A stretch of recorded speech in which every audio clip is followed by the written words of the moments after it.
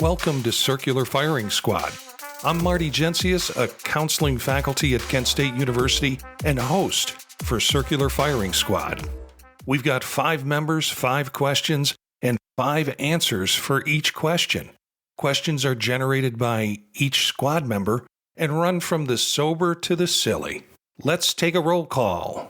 Hi, everyone. I'm Eric Perry. I'm a clinical faculty member at Southern New Hampshire University in our counseling program. I'm also the co-host of the Tech Savvy Professor on the Pod Talk Network. I am Stephanie. I am a doctoral candidate at Kent State University. I am a practicing clinical counselor and co-host of Grad School Deconstructed.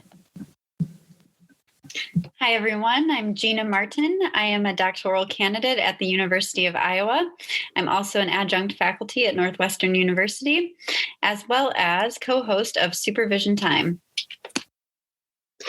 Hi, everybody. I'm Elliot Ingersoll, professor of counseling at Cleveland State University and co-host of Apply Topically on the Pod Talk Network. That's our squad for tonight. Eric, you've got the first question. Great. So my question for the squad is, what hobby or skill does not match how you might present yourself professionally or otherwise and may shock your students to know?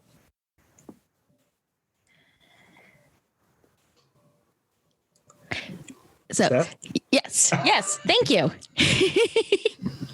Thanks, Eric. So,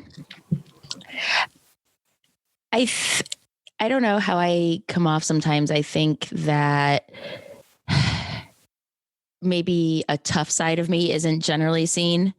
And one thing I don't really say a lot, especially because it's been a few years, like, even though I think I've talked about it before, but when it comes to students or to clients, that I have a blue belt in jiu-jitsu. I think people wouldn't normally guess about me right away, or even after years of knowing me, if they hadn't yet. So I was throwing 250-pound men around on their backs, grappling, and having all sorts of fun. And I miss it terribly, but I think that's something that, could keep them guessing. Gina.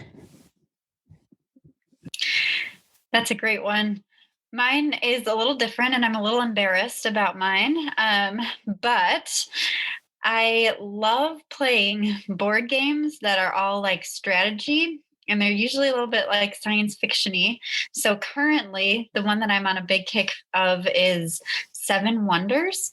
I don't know if anyone's heard of this. It's kind of out there, and it's really, really involved. It takes a long time to learn, but once you learn it and get really involved in the strategy of it, it's pretty entertaining and it's good. But the problem with it is you have to have a group of people to do it with. And during this COVID time, it's been hard to find people to play these types of very involved board games with. But that would be the one thing that I think not a lot of people would guess about me. But that I absolutely love. So that's mine. How about you, Elliot? Well, I think mine is more two things that some people might not put together, but figure skating and martial arts. And I have just enough years in both to be mediocre at both, but my brain for several years has wanted to combine them. And I was like, we should have martial arts and figure skating, and we would call it a skelter skater, okay? And then you would have to go around the rink, and when you go around the rink, you would have to stab a bayonet dummy 3 times, and at least one of those times would have to be with the back part of your ice skating blade. And the couples competition would be total chaos. Marty. Students probably don't know this about, but I'm a hell of a cook, and I like to cook for large groups. The larger the group, sort of the better. For me, it's like conducting an orchestra in the kitchen, because it's all these different instruments that have to come in at the appropriate time and, with the appropriate intensity. And all of it has to come to a conclusion at the same time. I've been on a grant for the last 14 years where we have international secondary teachers come to state for a semester to 6 weeks. And I've always managed to cook a full Thanksgiving meal, 26. It's interesting for them because they haven't gone through the Thanksgiving kind of holiday thing that we do. And for me, it's more than just the amount of food, but it's the variety of dishes that I try to create over 2 days to get ready for this big meal. Generally, when we're with extended family on the holidays, my sister-in-law, Regina, does the Thanksgiving meal, but I get to prep the next day's meal for the whole family. I get to try out all sorts of meals and dishes that I've had over the year and that have been inspired by maybe some travel that I've done. Eric? Oh, I'm starving now. It's really all it takes, just the mention of food. So I don't share it often because I feel like it's a little faux pas. And the question actually comes up from a conversation I had with a peer, another faculty member. I talked about hunting and fishing. And, my persona, I have classified myself willingly as a nerd, a geek, like all things tech. I'm a gamer, I'm into sci-fi, and it just doesn't seem to fit well. And particularly when you mention hunting, because I was talking about, normally I like to go out for turkey, and Pennsylvania most schools have the first day of rifle season for deer off. And I love going turkey hunting in the spring. So I started talking about it and just got kind of looks and glances, and, I had to ask the question about what it was about. And their response was, I just wouldn't see you hunting. And I said, if you did, I would be a really poor hunter, right? The idea is to not be seen. But it's just something I guess that doesn't come up often, but I really, truly enjoy. So I think the next question goes to Stephanie. My question is, how was the election announcement this year different for you, if it was different, and your experience in hearing the results than past elections? Gina. Yeah, so this is a big question. And I think that this year for me was different because of all the uncertainty. And I think that's similar for a lot of people. And maybe it's because this is only, one of the few elections that I've voted in, but it just feels like everything felt really uncertain. There was a lot of tension around it. I know that night I woke up a few times, checking my phone, checking to see what was happening, checking to see if anything had changed.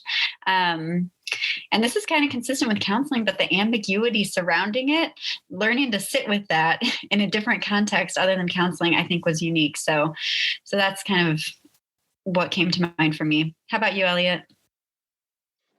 Well, yeah, I resonate with what you're saying. I was thinking, like in music, composition, and performance, tension and release, tension and release, tension and release. These are dynamics where you can build emotional energy and then release it and create an experience for the audience. Well, the tension and release with this election was like Wagner's Ring Cycle. I'm like, holy socks, I'm not ready for this. I'm like, I need, I've got to calm down. Like you, I was like checking my phone and I'm like, okay. But I guess I never really felt like I got the release of the tension, because until January 20th, there's so many variables, and it's a crazy situation, but I should very much like to have a release from that tension. And I feel like I am not quite there yet. How about you, Marty? I don't know. It went on for days and days, and there's still portions of it happening as this recording is going on in some folks' minds. In addition, the loser generally concedes, and sometimes I've stayed up to see that, and sometimes I've woke up the next morning to hear it, but I went to bed not expecting really ultimate results and pretty depressed on how the results started out, and then the whole week, it was a slow drip and build for a win for Biden. Over 2 weeks now, and more than 2 weeks, and we still don't have a concession by the current president. Eric? Yeah, I think elections for me, I come from a very military family, and it's always been important that you vote, that you participate, that you respect and honor those things that were offered as Americans, as citizens of the country. And, it was something I always look forward to. And I think this time there was so much tension around the voting process and then the results. And, as everyone's mentioned, it's been so, it's not over. The drama is still unfolding. This hasn't happened as it normally does. And I think it's just kind of been a year for that. And it was one thing that I hoped, I could expect there would be an outcome to, whether I would be happy with it or not, that it would be there. And when it wasn't, and when it's dragged on and things have just continuously not met expectations, I think it's been another source of tension. And even in circles where I normally find some solace and calm, there's a lot of heightened emotions and a lot of tension there. I talked about gaming earlier. You get on and game, and normally people talk about nothing. And it's all full of politics. I'm trying to play a video game. I have no interest in politics at this particular moment. But I mean, it's permeated to that degree that even in venues where you wouldn't anticipate it, it's there. So I think it has been very different. And I look forward to, that resolution, that being done. And it will get there. It's just taking time. Steph? So when I offered up this question, it was several weeks back, or at least a couple weeks back. So nobody, of course, just like a lot of things, nobody's anticipated it to look like this a couple weeks after the election. This was maybe several days throughout the election process. And I was thinking about it in terms of, I have never been glued to CNN during an election. I'll see the tickers or I'll check in or something, but it was just locked in, nothing changing. Also, I have never ordered a whole bunch of food to stress eat during an election. So Tuesday night, we realized we wanted ice cream. It was like 9:30. What are you going to do? I guess Baskin Robbins delivers. So we ordered a whole Sunday spread and made Sundays while we watched CNN. Also, actually, we lucked out. There was one thing that made Tuesday night particularly enjoyable. I don't know if anyone's familiar with Cameo, the service where you pay and celebrities of varying types across the board will give you a 1-minute message to somebody. So a while ago, I can never shop for my husband, but we both really like the band Ween, and Dean Ween happened to be on Cameo, and I had ordered this Cameo a few days before the election, and it happened to come in on Tuesday.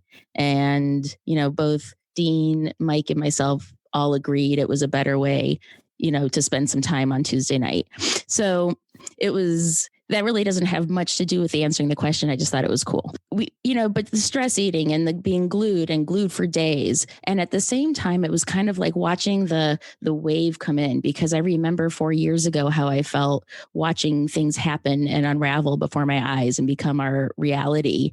And it was kind of refreshing at the time to spend as much time kind of, getting off that train and watching it happen, to change who was in charge. And that, was it was helpful at the time. Now it's gone on too long, and it's just like, make it stop. But as some of you said, there is an end date and it will be done. All right. Next question. Maybe something add a little levity to our evening now, Gina. I don't know about that, but the question is, what common misconception about counseling would you like to change? We'll start with Elliot. Well, the first thing that came to my mind is that it's about advice giving.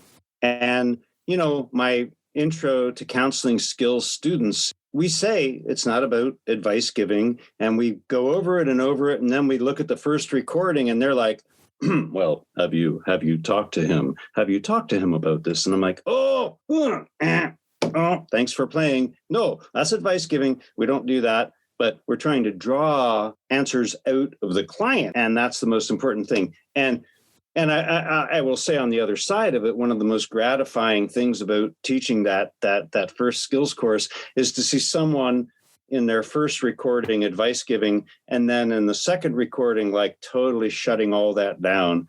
That is incredibly gratifying. Marty, how about you? I think the misconception about counseling that I'd like to change, and I kind of took this from the client's point of view, and that misconception that you get answers without any work. It doesn't matter what kind of counseling you practice, what theoretical orientation you have. For the client, work is involved, and if you're a counselor, you have to realize that clients need to do work. And more importantly, you shouldn't be working harder than your client. If the client's not doing the work, then you really can't do it for them. But if I could just erase that misconception that you go into a room as a client and you walk out and magic has happened, within those 50 minutes, that would be tremendous as clearing up a misconception. Eric? So, I mean, those are really big things. I think when I thought about this, I had a couple of things in mind because I had to think about my order of where I was going to fall with the questions here. Because I probably would have started with what Elliot started with and potentially followed up with what Marty's mentioned already. But I thought back a little bit to, and I'm going to be a little vulnerable here, my first thoughts about the profession. And, my perception coming in was what we generally see on TV, right? Just this leather couch and sitting behind someone and analyzing and this whole kind of, we are the deciders and determine and we make the decisions. And, it's this perception that, kind of like Marty said, that we're the fixers. We're the ones that get in there and actually make the changes. And I think the public perception is that that's what it is. And I've had clients come in and think the same, and I've had students come in and think the same. And the pressure actually changes, I think, a lot when students come to realize that they're not the ones expected to have the answers, that their job is to assist the client in meaningful change, to be that agent of change, however you want to phrase it. The changing happens with the client. And, we look at the research even to say that the therapeutic alliance is probably the highest factor that we have any impact on that leads to meaningful change for the client.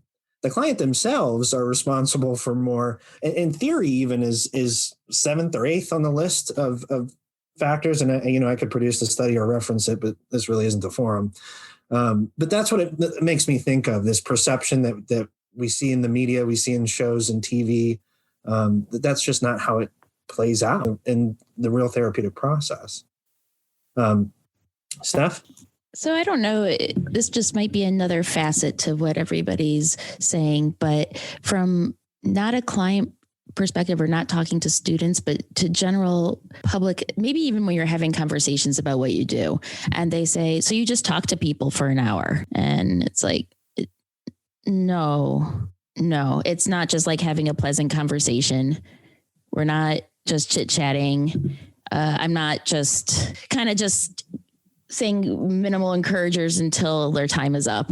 There's a lot of thought. There's a lot of thinking and processing information as you are staying congruent with the client and you're staying connected with them and listening to them, but then thinking about what their goals are and working with them. And I don't know, a lot of people are listening to this knows what goes into counseling, but the fact that people think you're just having a conversation and just sitting there and it's easy and it's like, it doesn't take energy just because you're not walking around or lifting, I don't know, reams or pallets of paver stones, but really you're not just talking to people. So that is a misconception that I think occurs often. Gina, what's your answer? Sorry to cut in, but I gotta say I remember in my early 50s doing CrossFit workouts, And I would have counseling sessions that drained me far more than any workout that I had ever done. I liked your answer. Thank you for that, Steph. Thanks, Elliot. So true. I think all of these are excellent. And I think they're all so true. For me, the reason that I came up with this question, it actually stemmed from another show when we talked about what is something, I forget the exact question, but it was something along the lines of what is something someone said to you about counseling? And when I first told someone back when I worked in my previous career prior to coming to counseling, this person, I said, I'm going to, quit my job and go to school for counseling. And this guy looked at me and goes, that's so strange. Why would you do that? I would care too much about my clients to do that.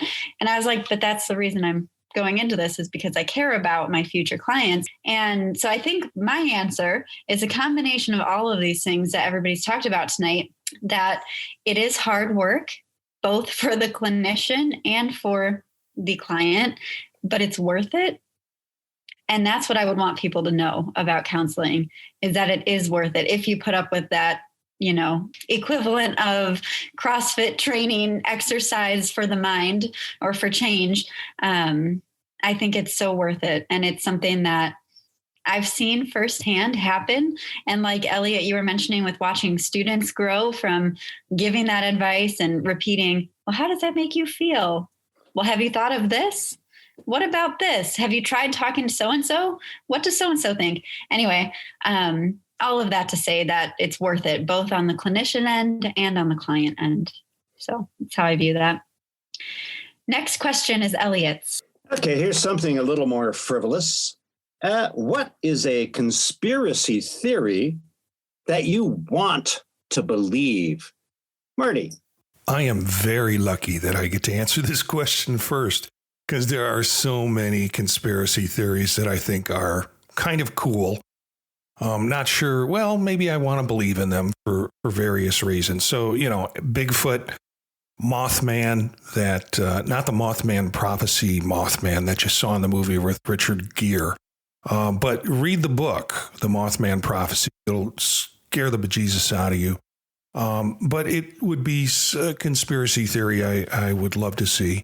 And then, of course, the Kennedy assassination, which kind of is the conspiracy theory that began early in my life. But the one I'd really like to know and want to believe in is the alien crash landing in Roswell. I don't know. As a kid, I was interested in space flight and the idea that something was out there, and, read a lot of science fiction. And the idea that we've had some contact, as this theory goes, it would just be amazing if that could be opened up and something that was true. Because I think it would really shape the way people think and shape sort of our concerns for our own planet. Eric? I'm going to start arguing for, position in terms of these questions, because it puts me at a real disadvantage, Mark. Because my aliens, right? That was going to be my easy jump.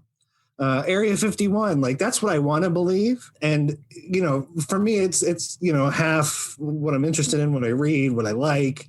Always been into science and space. And, it leads me to think about why I picked counseling, that there's these finite answers out there, right? And those are easy. They're concrete.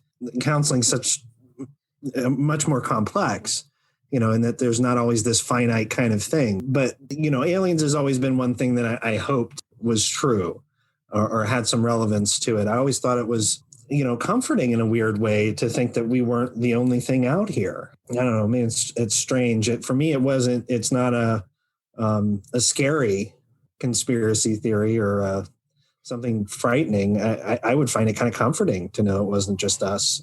And in recent years, there's been a lot in terms of scientific discovery to show that, life is possible other places than here. And it's been really exciting to watch. I think we live in an exciting time for that. So thank you for taking my answer and, throwing me off and making me wander down this weird path to get to my response. Steph? All right. Well, I have, as the second part of my answer, the conspiracy theory that I really hope is true. And listening to the first two answers, it just brought me back to days of listening to Art Bell at night from like midnight to 5 a.m. Yeah. And well, I would listen to baseball. So I'd listen to the Indians and I'd fall asleep with my Walkman in my ears. And I'd wake up to somebody talking about an asteroid that's about to hit Earth, or about grays, the gray aliens coming and visiting, or the shadow people. And it freaked me out, but it was also fascinating and I couldn't get enough. So I thank you for taking me back down those memory lanes. And then the conspiracy theory that I actually hope is true, that I want to be true beyond everything else, is that Bowie kind of faked his death, that he's not really dead. He's alive and just enjoying time out of the spotlight. And that Lazarus was some, signal that he will be back. I want to believe it. That's the one I want to believe the most. Do I believe it? Maybe just in my heart. All right. Not my head. Gina? So, keeping in line with the alien theme, I'm going to share one that my entire family discouraged me from sharing earlier because it's so strange. So, we're all here stuck in this small condo together. So, I thought I would humor them with talking about this question since it seemed to bring up some pretty good responses in my head. So, this has a little bit of a backstory. So, I apologize if this gets lengthy. I grew up going to a gifted child school in my early days of education, and that has a number of great stories that come along with that too. It was a pretty weird place. But that being said, we created some pretty weird theories. So when I brought this up to my family earlier this evening, I said, remember when we were little and we would talk about how there were aliens on other planets that looked like us and had the same names as us and did the same things as us, but weren't really us. They were like actually aliens. And everyone stopped what they were doing and were like, no one's ever heard of that conspiracy theory before. And I was like, but everyone at school used to talk about it. And my mom actually looked at me and said, I wish I never would have sent you there. That sounds so strange. You can't talk about that tonight.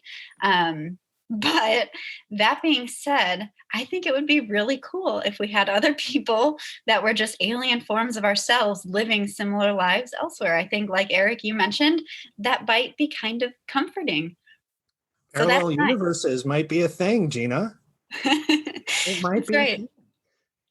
That's what we were getting at in third grade on the playground at this very strange gifted child school.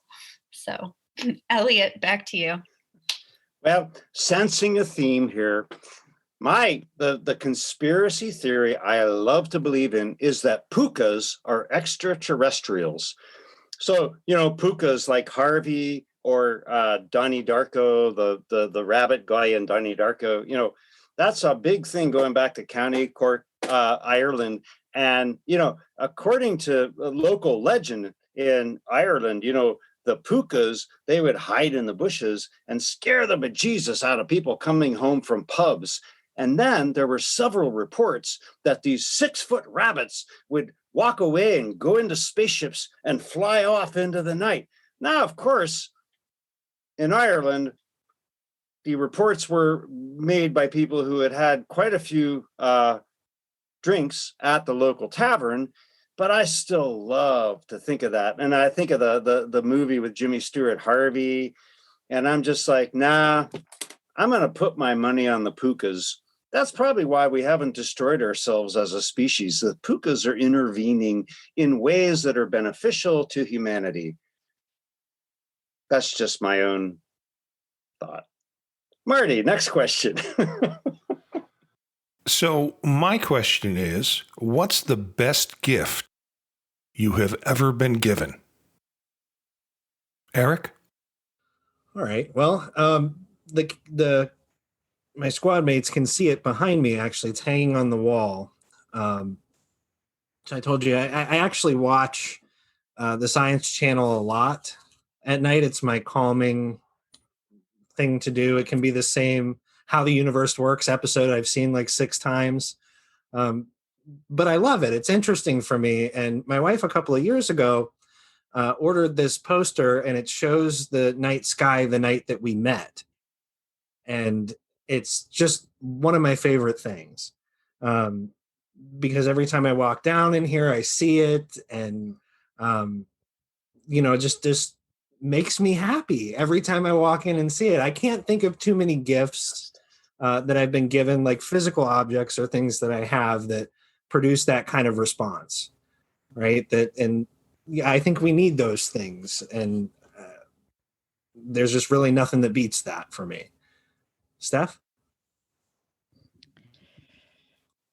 In thinking about how to answer this question, I realized I'm really lucky, and I've gotten some really good gifts, as far as, grandness. And generally, I wouldn't pick one of those. I would pick something more sentimental, such as one of the best gifts was an autographed illustrated version of The Life of Pi. And that was meaningful too, because it was the first movie Mike and I went to together. So he got that for our first kind of anniversary, but also just the movie itself and just everything up in that story. So there are a lot of gifts like that.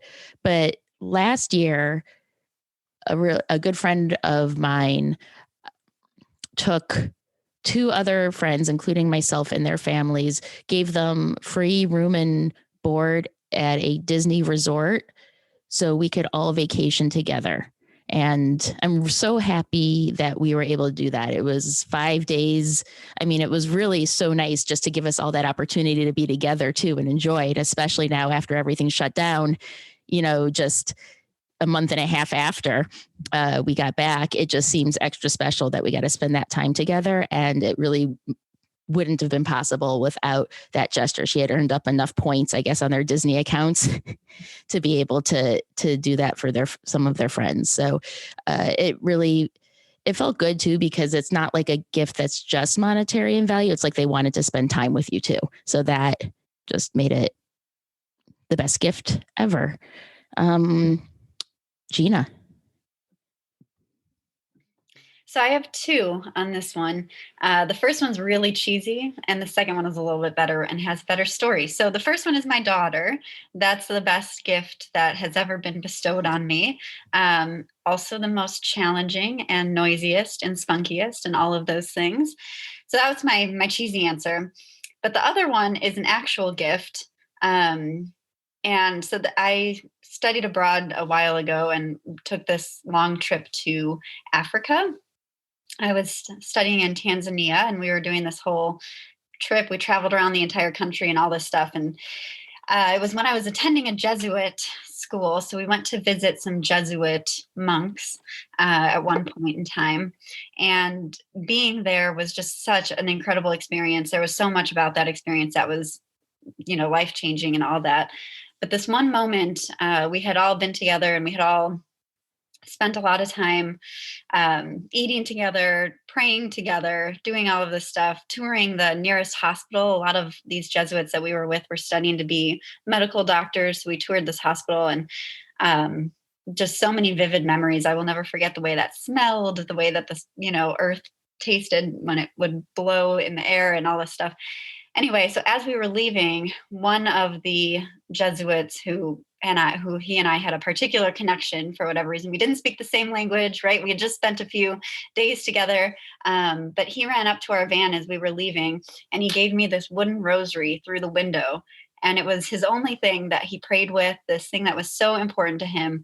And he handed it to me and said a prayer over my hand as we drove away. And it was just such a incredibly powerful, meaningful moment that I still remember. And he, looked at me with tears in his eyes and all this. And it was just such a special moment. So that's probably one of the most important things to me that just kind of designates that memory. So, Elliot, how about you?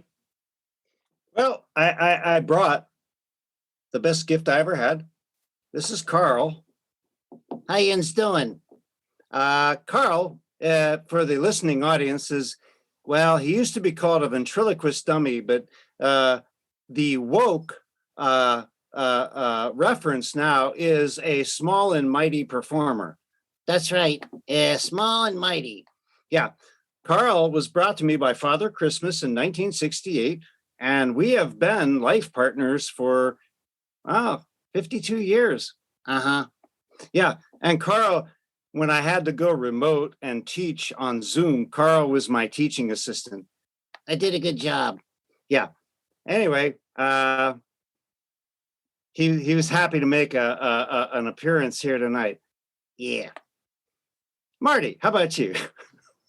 For me, the best gift, I gave this some thought, but it falls down to my mother's watercolors. My mother lived to a ripe old age of 92 and kept her wits about her, but we did have her in an assisted living place where she had her own apartment, she had her own room, and she got really involved in the activities around there. And one of the activities that she got involved in was the arts and crafts that they do. In particular, she took a liking to painting watercolors. And it surprised me when I finally saw that she had been doing this. But she had a love for flowers and various types of flowers that she would grow in her backyard. And she started making a series of watercolors of different types of blooms from different kinds of flowers.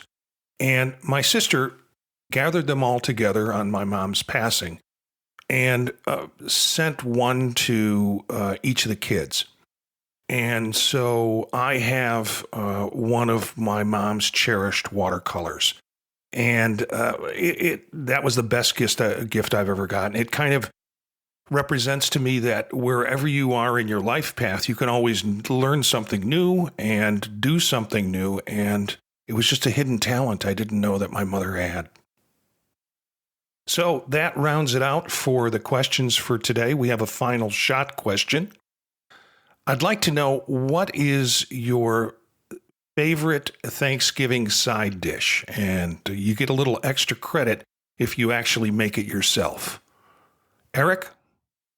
Oh, I get to go first this time. You can't say aliens, though, as your side dish. Oh, I was tempted. Cranberry sauce in a can. I do make it myself. And there's always a fight about that because, there's always somebody who wants like the homemade whatever. But I grew up on the stuff that came out of a can, and that's what I want. I slice it. It stays in the same shape on the plate, and we're good to go. Steph? Generic green bean casserole. So with the French onions and everything. And yes, I make it because I like it done the way that Campbell's Soup recommends. Gina? So I love Brussels sprouts. We put pancetta in our Brussels sprouts too and roast them. And that is my all-time favorite. And I do make it super good. How about you, Elliot? Well, lots and lots of stuffing. A Martha Stewart recipe that my daughter loves to make with me. And it starts with 2 sticks of butter. So you can go from there. Marty? I mentioned earlier that I like to do different kinds of dishes for Thanksgiving meal, and mine is a Turkish semolina cake soaked with syrup. It's Ravani. The syrup is 3 cups of sugar and 3 cups of water dissolved with a little bit of lemon juice in it. It's so good. In fact, I have native Turks cry when they try it and wish that they were back home. Well, that's it for the show today. What did we learn? Well, Stephanie stress eats during election returns. Eric needs better positioning in questions. We need to get him the hot stuff early on.